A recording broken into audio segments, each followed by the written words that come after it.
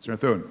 Thank you, Mr. Chairman. I want to thank you and the ranking member for holding this important hearing today. And Mr. Froman, thank you for your willingness to come up and answer our questions.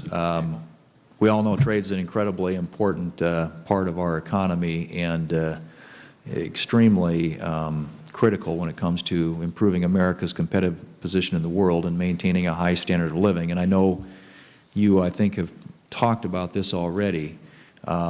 But, in my view, one of the best things that we can do to open new markets would be to successfully conclude the Trans-Pacific Partnership and the other agreements that will follow.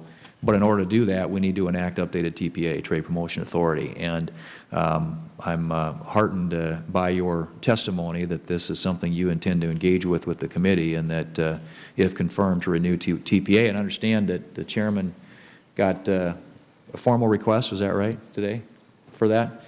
I hope so, because we've been saying for some time this is really important, and there's a lot of rhetoric about it, but until there's a request that comes forward, it's very difficult for us to act. So I hope that is a first order of business. I want to ask you a question about something that's important to a lot of the agricultural producers in my part of the world, and it has to do with there was a letter I recently spearheaded to the U.S. acting trade rep, along with 13 other senators, expressing our strong concerns about the EU's recent decision to impose a 10% duty on all imports of ethanol from the United States. American ethanol producers believe that what the EU has done in imposing a countrywide anti-dumping duty on all U.S. ethanol imports is both unprecedented and unsupported from a legal standpoint, and that will completely close the EU to American ethanol. Question is, will you commit, if confirmed, to carefully reviewing the EU's action on ethanol, and will you pursue every available remedy to ensure that U.S. ethanol exporters are treated fairly by the EU? Yes, Senator. And are you familiar with that issue? I am, and my understanding is that USTR is reviewing the methodology that the EU used in that case, precisely for the reasons that you cited. Okay. I want to ask one other question, because this is in the news this week, but earlier this week the President recommended a number of legislative actions to strengthen the enforcement of patents. And these recommendations included reforms to the process by which the ITC issues exclusion orders. We all know that there have been some high-profile ITC decisions recently. Without commenting on any particular decision, the question is, do you believe that the current ITC process needs reform, and if so, why? Senator, I'm not an expert in that area, and I'm happy to get back to you on it. Okay, I'd appreciate it if you could.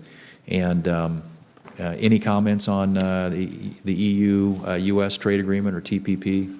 Well, we're on the U.S.-EU trade agreement. We're still in our 90-day consultation phase with Congress and stakeholders, but we think there's great potential there, both to remove barriers, tariff barriers, non-tariff barriers, and to address some of the regulatory and standards issues that create unnecessary costs and obstacles to trade.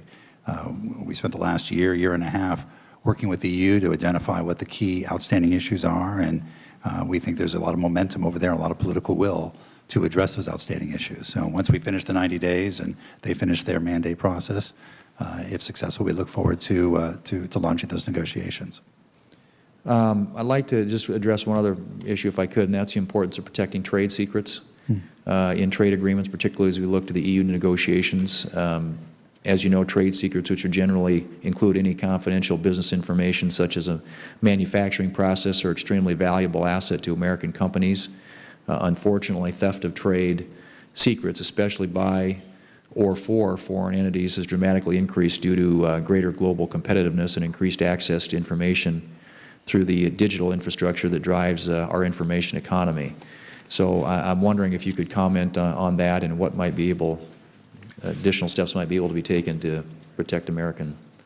Thank you, Senator. It is an important issue. It is sort of the next generation of IPR protection, where you've got trade secret theft and now, of course, cyber theft as well as one of the tools by which trade secret theft goes on. There is an administration-wide strategy on dealing with trade secret theft, and part of what we're trying to do through our trade talks and our bilateral dialogues with countries is ensuring that they have in place the necessary civil and criminal penalties as well, so that we can go after these practices, and that'll certainly be a focus going forward.